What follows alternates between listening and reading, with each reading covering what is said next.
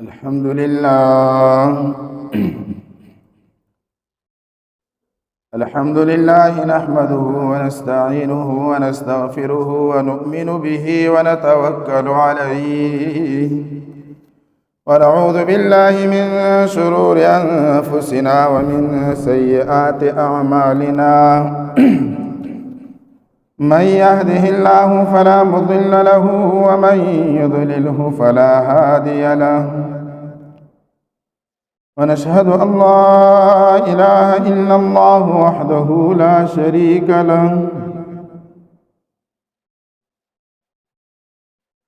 شريك له ولا نزير له ولا وزير له ولا مثل له ولا مثال له ولا جد له ولا ند له ولا جدال له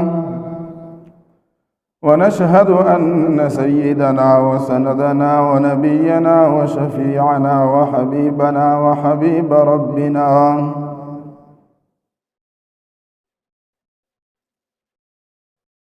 وحبيب ربنا ومولانا محمدا صلى الله تعالى عليه وعلى آله وأصحابه أجمعين. أما بعد فأعوذ بالله من الشيطان الرجيم. بسم الله الرحمن الرحيم. قال الله تبارك وتعالى في القرآن المجيد والفرقان الحميد: والفجر وليال عشر والشفع والوتر. وقال تعالى: واذكروا اسم الله في أيام معلومات. وعن جابر رضي الله تعالى عنه قال: قال النبي صلى الله عليه وسلم: أفضل أيام الدنيا أيام العشر، أو كما قال عليه الصلاة والسلام: إن الله وملائكته يصلون على النبي يا أيها الذين آمنوا صلوا عليه وسلموا تسليما. بشاق سر درود شريف. اللهم صل على محمد وعلى آل محمد كما صليت على إبراهيم وعلى آل إبراهيم إنك حميد مجيد. اللهم بارك على محمد وعلى آل محمد كما باركت على إبراهيم وعلى آل إبراهيم إنك حميد مجيد.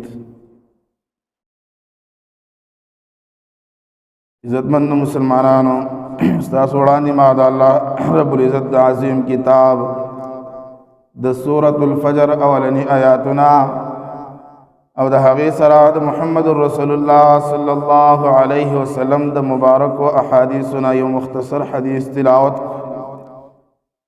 अल्लाह रब्बुल इज़्ज़त मालात पदिबानी द सही वैना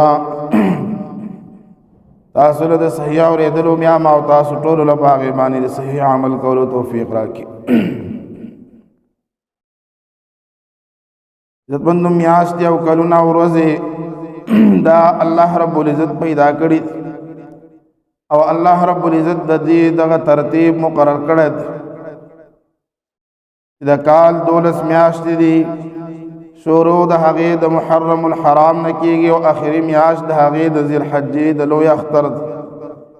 कुरान हकीम के अल्लाह रब्बुल इज़्ज़त फरमाई: इन्ना इद्दतश शुहूर इंदल्लाहि 12 शहरन फ़ी किताबिल्लाहि यौम खलक़स समावाति वल अर्द मिनहा अर्बअतुन हुरुम. बेशक शमेर द मियाशतो द अल्लाह पनिज़बान दी दा दौलस मियाशती द अल्लाह पर किताब यानी लौह महफूज की दहाग रोज़िना ची द कम रोज़िना अल्लाह रब्बुल इज़्ज़त मके वासमानों पैदा करी थी.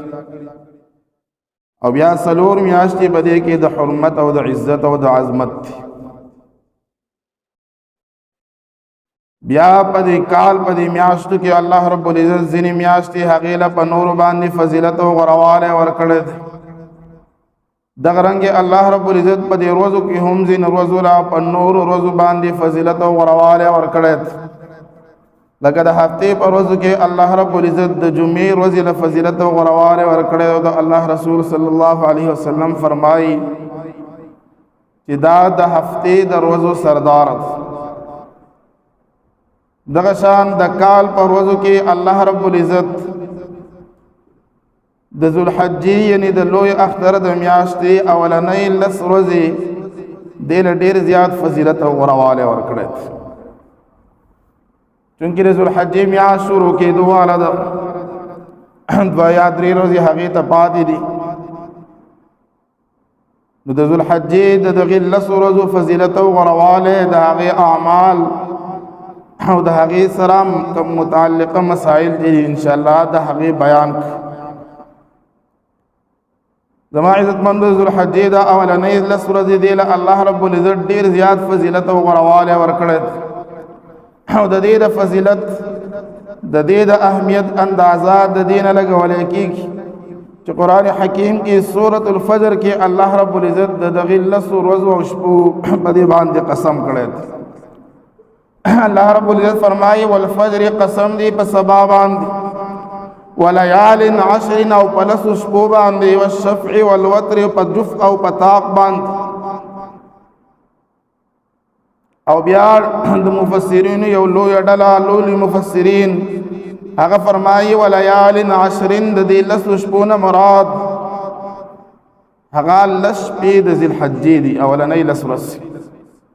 او ګورو علما فرمایي الله رب العزت ته په یو خبره باندې د کلکوالي او د تاکید د پاره د قسم ته ضرورت کولو ضرورت نشته، خو چې الله رب العزت په یو سیز باندې قسم کړی دا د دغې سیز د عظمت او د لویوالي د هغې نښه ده، د هغې د اهمیت اندازه د دې نه لګي چې دا دومره لوی سیز دی چې الله رب العزت په هغې باندې قسم کړی دی.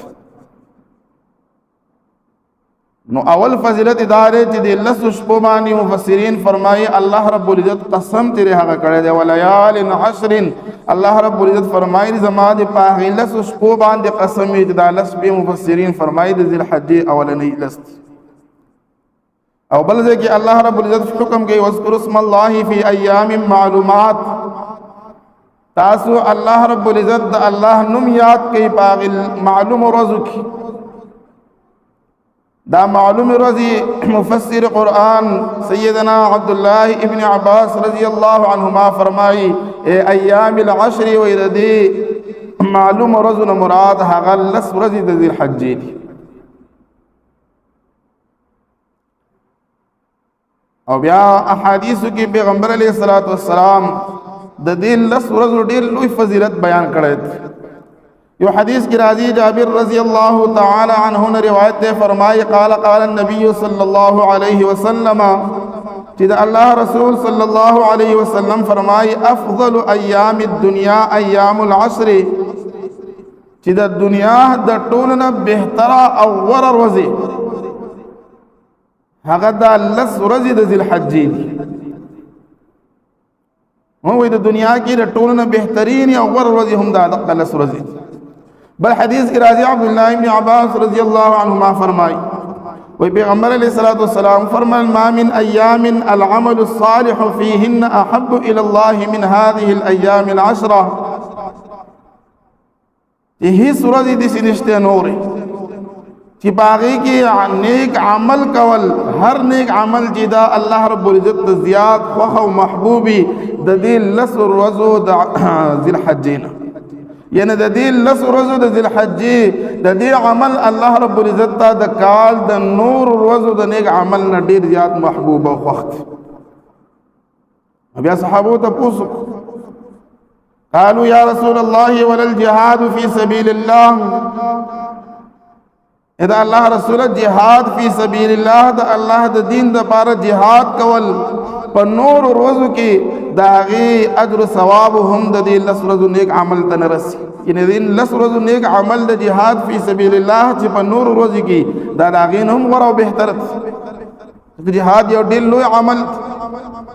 پیغمبر علیه الصلاۃ والسلام متفرمایي ولا الجهاد فی سبیل الله، نه د نور ورځو جهاد فی سبیل الله د هغې اجر ثواب د دې ورځو نیک عمل ته رسیږي او نه زیات الله ته محبوب او خوښ. الا رجل خرج بنفسه وماله فلم يرجع من ذلك بشيء، سوا د هغه سړی نه دا هغه مجاهد فی سبیل الله نه چې هغه اوزی خپل مال او جان هغه واخل او دا دواړه د الله په لاره کې قربان کړي، د الله د دین د اوچتوالي او د الله د رضا لپاره شهید شي، نو د دې ورځو نیک عمل د دغه انسان مجاهد عمل ته نه رسي. نور د عام ورځو د جهاد نه د دې ورځو نیک اعمال الله د زیات محبوب او غوره دي.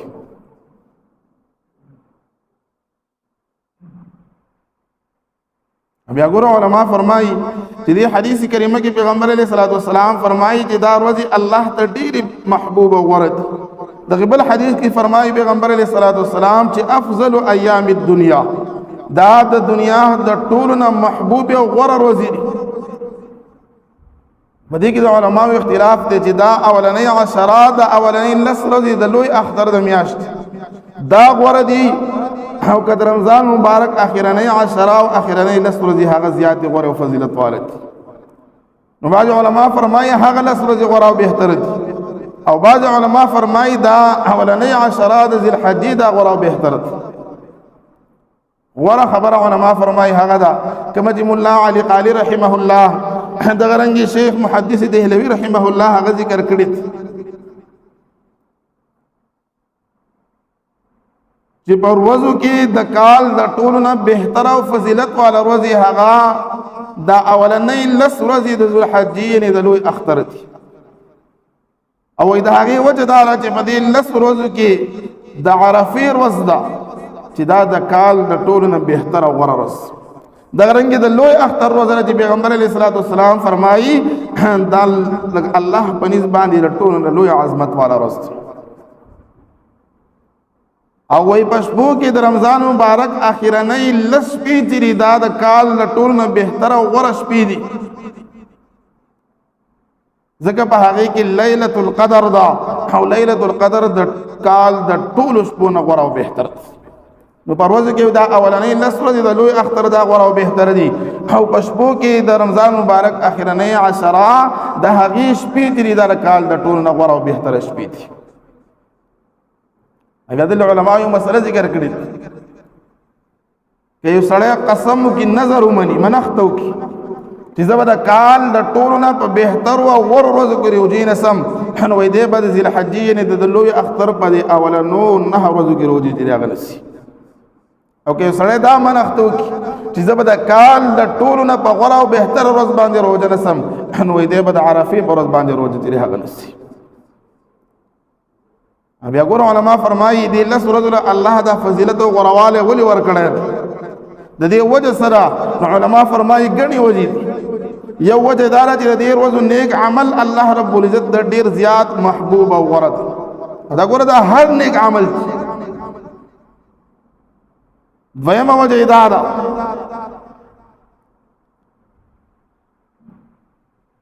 چې په دې لس ورځو کې د عرفې ورځ ده چې دا د ټولو نه بهتره او غوره ورځ ده. درېیمه وجه علما دا ذکر کړي چې ګوره د حج فرض احکام هغه په دې ورځو کې ادا کولی کېږي، او د هغې شروع د لوی اختر د میاشتې د 8 تاریخ نه شروع کېږي. څلورمه وجه علما دا بیانوي چې ګوره تکبیرات تشریق کوم چې د فرض مازن وروسته ویلی کېږي هغه هم په دې لس ورځو کې.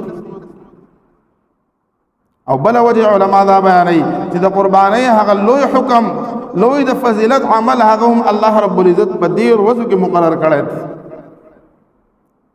دا بعضې داسې اعمال دي چې دا الله رب العزت د دې لس ورځو سره خاص کړي دي، په نور ورځو کې دا نه ادا کېږي. نو د دغه لوی لوی عملونه او عبادتونو د راجمع کېدلو د وجې نه الله رب العزت د لس ورځو له ډېر لوی فضیلت او غوروالی ورکړی دی. بیا ګوره چې د لس ورځې ډېر د فضیلت او د غوروالي دي، الله رب العزت ته ډېر محبوب او غوره دي. نو موږ له په دې کې څه کول پکار دي؟ کم کارونه کول پکار دي چې موږ د دې ورځو د هغې فضیلت او غوروالي نه فایده واخلو او د هغې نه محرومه پاتې نه شو. علما فرمایي ګوره د ټولو نه اولنی کار اولنی عمل په دې ورځې کې الله رب العزت ته توبه او استغفار پکار دي. دغه دا د عبادت ورځې دي، پکار موږ او تاسو له دعا چې موږ الله رب العزت ته توبه وباسو، استغفار د هغې ډېروالی وکړو، خاص طور باندې د عرفې ورځ چې دا په هغې باندې الله رب العزت د بندګانو توبه قبلوي، الله رب العزت د بندګانو مغفرت او بخښنه کوي. نو اولنی کار په دې ورځو کې هغه الله رب العزت ته توبه او استغفار دی. او دویم عمل او عبادت په دې ورځو کې علما فرمایي هغه د ګناهونو نه ځان ساتل دي. ځکه الله رب العزت فرمایي فلا تظلموا فيهن انفسکم، چې میاشتې الله 12 مقرر کړي دي، 4 په هغې کې دا د حرمت میاشتې دي. او دغه د حرمت په میاشت کې د ذوالحجې یعنې د لوی اختر میاشت هم ده. نو الله فرمایي فلا تظلموا فيهن انفسکم، تاسو په دې کې په خپلو ځانونو باندې ظلم او زیاتی مه کوئ په ګناهونو او نافرمانو سره. په کار دا ده چې موږ او تاسو د ګناهونو د نافرمانۍ نه د هغې نه ځان وساتو. او دریم دا پکار دی علما فرمایي چې موږ په خپلو نیکو اعمالو کې په عباداتو کې په هغې کې ښه محنت او کوشش وکړو د عامو ورځو په نسبت باندې. ځکه د دې ورځو عمل عبادت الله ته نورو ورځو د عمل او عبادت نه ډېر زیات محبوب او خوښ. او سلفو په دغه شانتې کوله. د سعید بن جبیر رحمه الله دغه متعلق راځي كان سعيد بن جبير إذا دخل أيام العشر اجتهد اجتهادا شديدا حتى ما كاد يقدر عليه. چې کله به د لوی اختر یعنې د ذوالحجې د میاشتې اولنۍ د ورځې شروع شي، اجتهاد اجتهادا شدیدا، هغه به سخت محنت زیات محنت په عبادت کې شروع کو تر دې پورې چې د هغې د پوره کولو طاقت او قدرت به هم نه لرو. نو دومره زیات محنت چې هغه به یې کو په عبادت کې.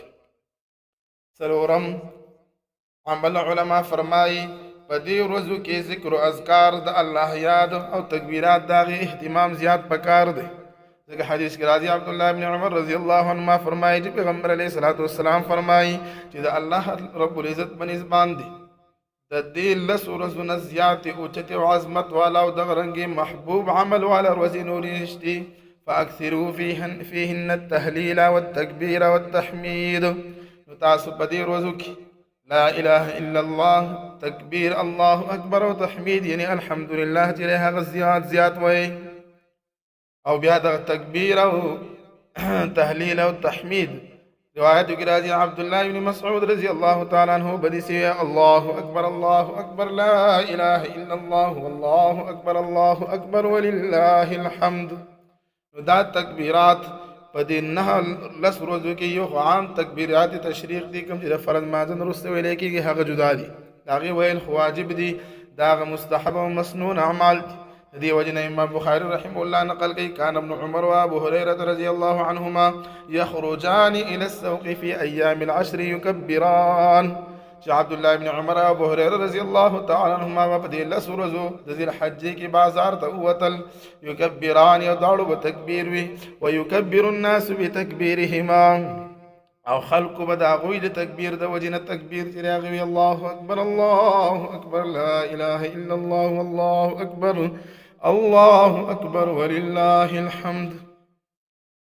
نو څلورم عمل هغه په دې ورځو کې ذکر او اذکار د الله یاد او د هغې سره تکبیرات د هغې اهتمام او ډېروالی پکار دی. پنځم عمل په دې ورځو کې هغه د ذوالحجې په دې اولنو 9 ورځو کې روجې نیول دي. یو د عرفې روژه د هغې فضیلت او غوره هغه د ټولو نه سیوا د هغې نه علاوه دا 9 ورځې د ذوالحجې په دې کې هم د روژې ډېر لوی فضیلت او ثواب راغلی دی. حدیث کې راځي حضرت ابو هريره رضی الله تعالی عنه فرمایي پیغمبر علیه الصلاة والسلام فرمایي ما من ایام احب الى الله ان يتعبد له فيها من 10 ذي الحجه.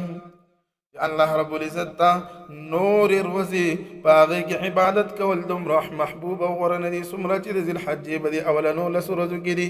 یعنې د دې ورځو عبادت کول د الله رب العزت ته د نور ورځو د عبادت نه ډېر زیات محبوب او غوره دي.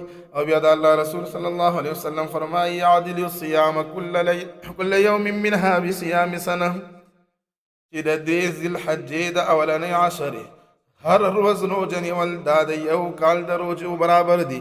وقیام کل لیلة منها بقیام لیلة القدر، او هر شپه عبادت کول او قیام کول الله ته ودرېدل دا د لیلة القدر د قیام او د عبادت سره هغه برابر دي. او خاص طور باندې بیا د عرفې د ورځې روژه چې پیغمبر علیه الصلاة والسلام فرمایي دا د 2 کالو د ګناهونو کفاره ده. او حفصه رضی الله تعالی عنها المؤمنین هغه فرمایي چې پیغمبر علیه الصلاۃ والسلام د الحجې د میاشت دا اولنۍ نه روزه چې د روزه نیولا په دې ورځو کې روزې نه ول دا غي زیات اهتمام پکار چې د یو کال د روزو ثواب به الله رب العزت ورکړي. او بیا شپږم عمل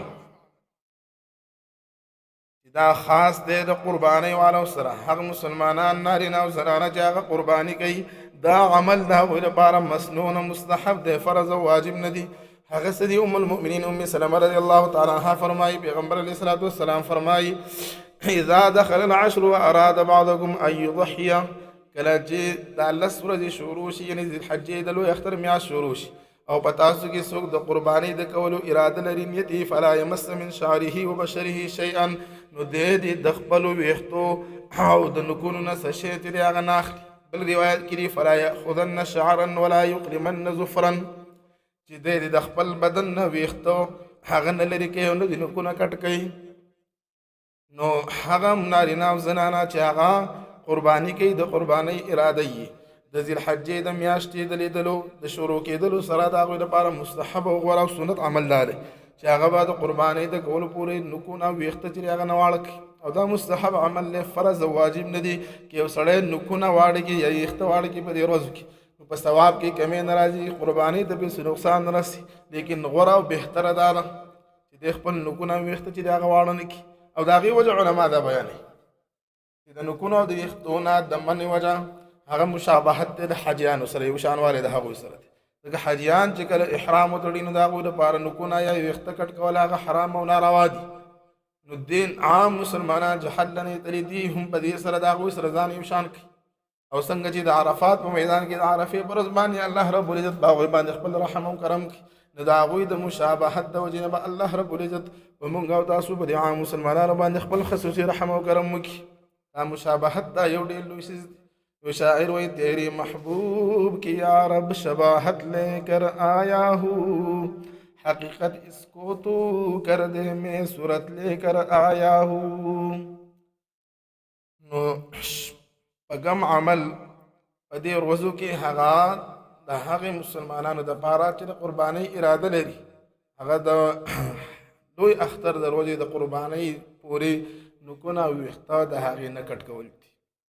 او د دې سره اووم عمل په دې ورځو کې هغه قرباني لوی عمل دی نو د هغې تیاری پکار دی او اتم په دې ورځو کې صدقه او خیرات د هغې اهتمام زیات پکار دی د دې لپاره چې کوم مسلمانان غریبانان دي یتیمانان دي وسې نه کېږي چې هغوی هم زموږ سره په دې خوشحالو کې شریک شي او الله رب العزت په موږ باندې خپل رحم و کرم وکړي.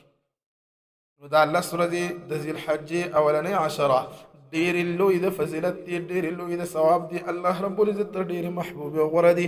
نو پکار ده چې موږ په دې کې له دغې څو خبرو خاص طور باندې اهتمام وکړو چې موږ د دغې لسو ورځو د هغې فایدې نه فایده واخلو او زموږ وختونه ژر د ضایع نه شي. الله رب العزت دې په موږ تاسو باندې خپل رحم وکړي او الله رب العزت دې عمل کولو توفیق را نصیب کړي. وآخر دعوانا الحمد لله رب العالمين.